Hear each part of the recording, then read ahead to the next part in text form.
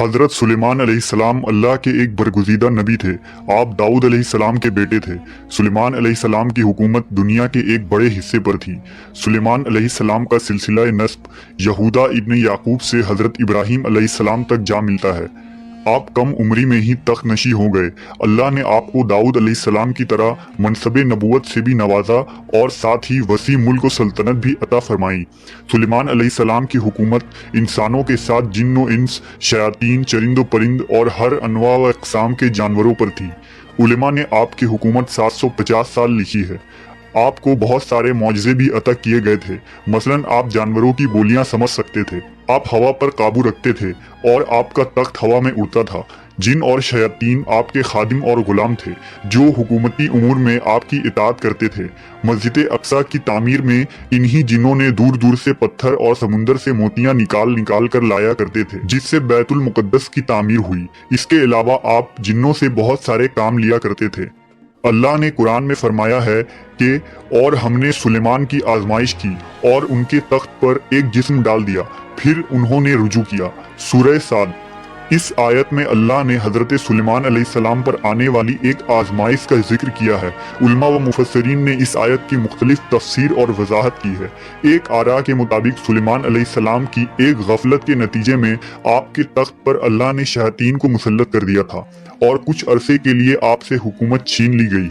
वाकया यूं है कि एक दफ़ा हज़रत सुलेमान ने किसी जजीरे में वाक़े एक शहर सैदून पर हमला कर दिया, क्योंकि वहाँ के बादशाह के फितनों के मुतालिक आपको खबर पहुंची थी। इस जंग में हज़रत सुलेमान की लश्कर फतेयाब हुई और उस बादशाह को कत्ल कर दिया गया। मालो गनीमत के तौर पर उस बादशाह की बेटी भी सुलेमान अलैहिस्सलाम के सामने पेश की गई, जो मुसलमान हो गई। लिहाजा आपने उससे निकाह कर लिया।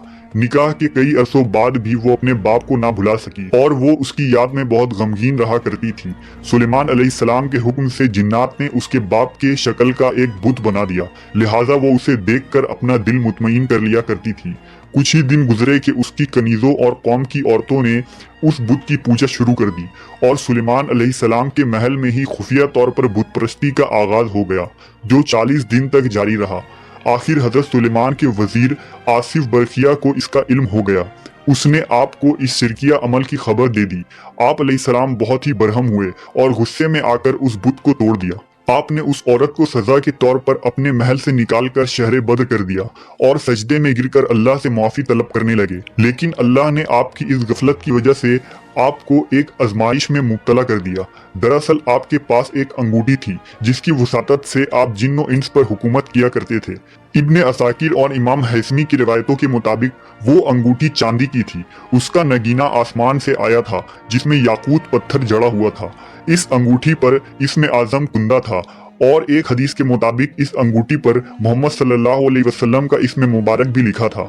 ये अंगूठी आपके नबूवत और हिकमत की इलामत थी, जिस तरह मूसा अलैहिस्सलाम का असा मुबारक था। इस अंगूठी के जरिए आप उमूर हुकूमत बहुत ही अच्छे से चलाते थे। इसे आप कभी खुद से अलग नहीं करते थे।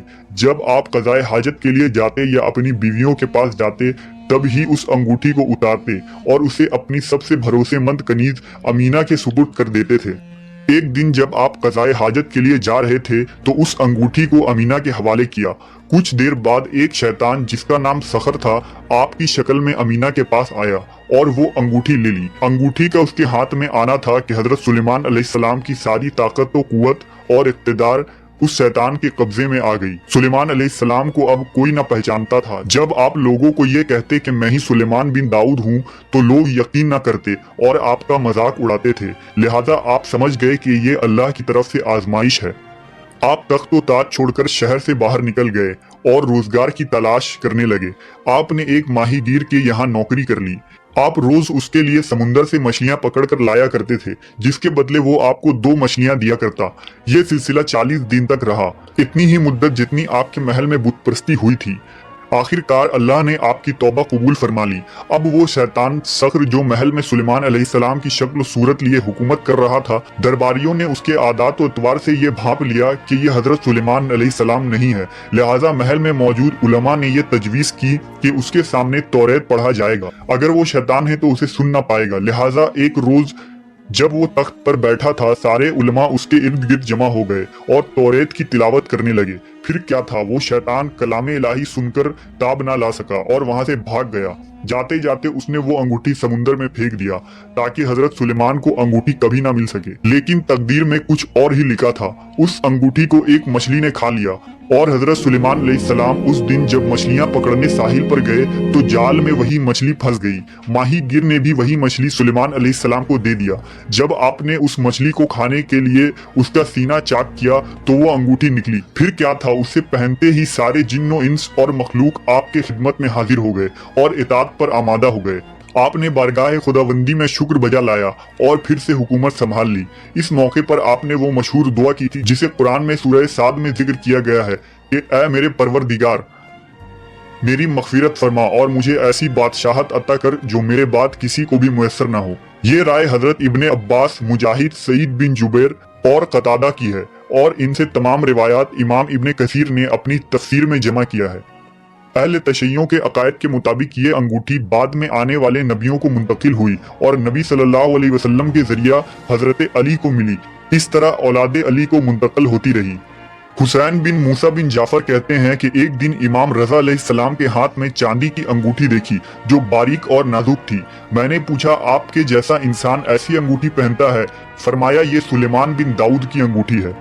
ये अंगूठी अब इमाम मेहदी अलैहिस्सलाम के पास है जो इनके ज़हूर के बाद नुमाया